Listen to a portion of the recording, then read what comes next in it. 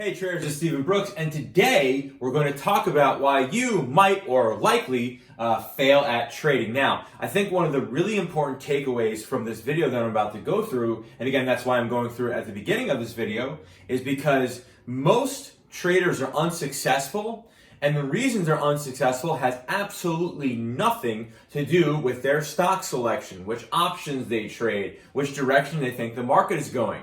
Again, I've worked with thousands and thousands and thousands of individual traders and individual investors, and what I could tell you with 100% confidence standing here today is the difference between those who are successful and those who are not successful has zero to do with their trading ability and has everything to do with what goes on up here in their head. So there are the three biggest reasons I think why the average trader fails. And again, some statistics will tell you that 90% of individual traders fail. Now, when I say individuals, I don't mean institutions or hedge funds or money managers or professional traders. I mean, the stay-at-home folks, the ones that are just trading their own accounts or their retirements. 95, 90, 98%, whatever you want to call it, they fail. And I think that if we had if these folks who were so unsuccessful learned just these three simple things, then that 95% failure rate might be, let's say, a 50% failure rate or a 40% or even less and less and less, because again, it has very little, if at all, to do with your ability to actually trade. So the first thing I see for all the folks that I see who fail, the first thing is their trade size is typically way too large.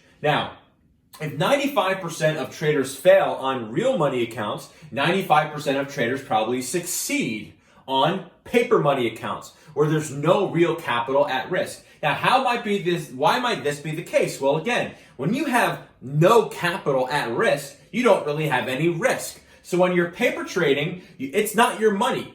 So you're not going to get overly emotional on a trade or an investment if it's a bad idea. You might cut it. If you have a winning trade, you might book a profit. Even though it's not real money, again, you're able to make decisions that are sound decisions, that are logical, that are potentially based off of data when you don't have any real money at risk. But all of a sudden, of course, when real money comes at risk, it goes from 95% success rate down to 5% success rate.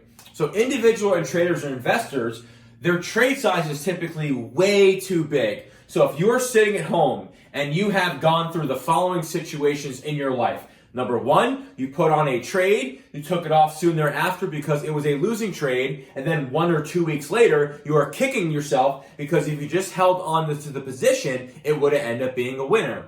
Or, as an example, if you had a position that you are putting on the trade as an example, and as soon as you put on the trade, you sit there and you look at every single second, every single price tick, every single change in price. If you sit there and you follow your trade tick by tick, minute by minute through the day, that is typically also a sign that your trade size is too big. Why? Because you're sitting there and all of a sudden if the trade goes against you, you are going to become overly emotional. You see, the best traders in the world are able to detach themselves from the emotional aspects of trading. Of course, nobody likes to lose any money. However, if you have a situation where the most amount of money you can lose on a trade is $5, well, you're going to act a lot differently than if the most amount of money you can lose on a trade is $5,000. So one of the reasons why the average trader fails at trading and fails in a big way is because their risk is too big. The amount of money that they can lose on a single trade is way too large, and because of that, it becomes an emotional decision-making process rather than a thoughtful and data-backed decision-making process. So if you're one of those folks out there that believes they are overly emotional, they get out of trades too early, they sit there and they're glued to their monitor and they're looking at every single second of every single day, well, your trade size is likely way too big. On top of that, many of the individual and traders and investors that I know that have failed, one of the reasons is because they have the fear of missing out. Typically, if you look at a chart of the S&P 500 compared to the margin balance on individual traders' accounts, you'll see the S&P go like this. And with that, you'll see traders' margin, which is borrowed money, do literally the exact same thing. Why is that? Because as stocks are going higher, typically individuals have the fear of missing out that, oh my God, the stock might go to 7 gazillion in 2 weeks. because I read some article, because I read some tweet or whatever. So what do? They buy it when it's already at nosebleeding prices, and then they see the stock fall back over the next few days. Or when stocks are selling off, a lot of individual traders and investors are saying, oh my God, the stock market is going to cease to exist. This stock is going to go bankrupt. It's going to go to zero. So I have to sell or I'm going to lose all of my money. And then, of course, what ends up happening? You and everyone else out there capitulates and the stock never goes to those prices ever again and it just goes straight up. So one of the easiest things you can do to fix that is do the reverse. We like to buy into weakness and sell into strength. Of course, there are probably many folks out there who sold at the bottom at March 21st, 2020 because they thought that the stock market was going to be over, that the U.S. economy is going to be over. They have the fear of missing out. They thought it was never going to work, but of course, we are significantly higher from there. So the second thing you can do to kind of fix this is when stocks are selling off, that's when you should be looking to get long. When stocks are rallying like crazy, that's when you should be looking to buy. The numbers show, data shows, experience shows that the folks who are not chasers of every move up and every move down are the ones who are by far the most successful. How do I know that? Just ask any hedge fund manager, any institution, or Warren Buffett and see what they think because they agree. On top of that, and maybe the most important now that I think about this, is most traders, especially the ones who fail, have lost before they even played the game. Why? Because they have very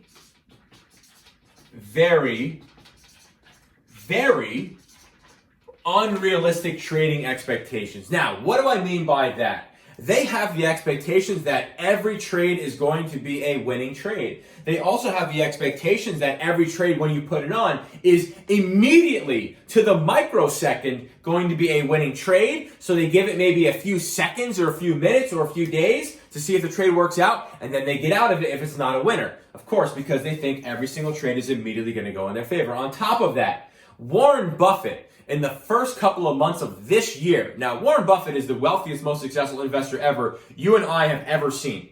Warren Buffett, at the beginning of this year, he lost $50 billion. He lost $50 billion. It is realistic to assume that there will be times that you will lose money. That's the name of the game. It is impossible to make money on every single trade. Warren Buffett is a gazillionaire. He has more money than God. And he just lost $50 billion. Do you think Warren Buffett is sitting there going, man, this is just a stock market thing that just doesn't work. This doesn't work. It's rigged against everyone, blah, blah, blah. Or do you think he's saying, that's part of the game. That's the cost of doing business. So I think, I've worked with so many people at this point that if I was ever to come up with something new, I would probably come up with a program just on this, on the mentality of trading, because most people have failed dramatically before they even actually placed a trade. Why? Because their expectations are horrendous. They are very, and if I had a bigger whiteboard, I would keep on writing the word very, because that's how unrealistic their expectations are. You will have losing trades, and that's okay. That's just the cost of doing business. Not every single trade is going to go in your favor. That's just the name of the game. But if you keep your trade size small and you allow yourselves to make unemotional, data-backed, and logical decisions, well, the more good decisions you make over time, the more successful you're going to be. So before you go out there and try to find a stock that fits the mold of 10 different indicators converging at once, or if you read an article over the weekend of some hedge fund guy bought this, or you saw some insider trading in some weird technology stock or whatever. Before you do any of that, set yourself up for success before you get in the game, because if you don't set yourself up for success, you're going to fail before you even step into the arena. So again, keep your trade size way small. If you are making emotional decisions, that means your trade size is way too big. Stop chasing every stock as it's going up, and stop selling every stock as it's going down. Try the opposite. I think it might work for you. And on top of that, understand that it's not about winning 99% of your trades. You have to have realistic expectations. You should be focused on making good, sound, logical, unemotional decisions over and over and over and over and over again. If you do that, the reality is you have a much better chance of being successful. Why? Because you're not going to win on every trade. It's not going to happen. I don't win on every trade. I definitely don't do that. Okay? Warren Buffett just lost $50 billion. Of course he doesn't win on every single trade. But the more right decisions you make over and over again, those profits and those right decisions will compound on each other, and then you'll have a really good, successful with trading. So again, before you step into the arena, before you leave the dugout, before you put your cleats on, mentally prepare yourself for what is realistic and how to set yourself up for being successful, because the worst thing you can do is you can fail before you enter the game. And how do you fail before you enter the game? Unrealistic expectations and having your trade size be way, way, way, way too big.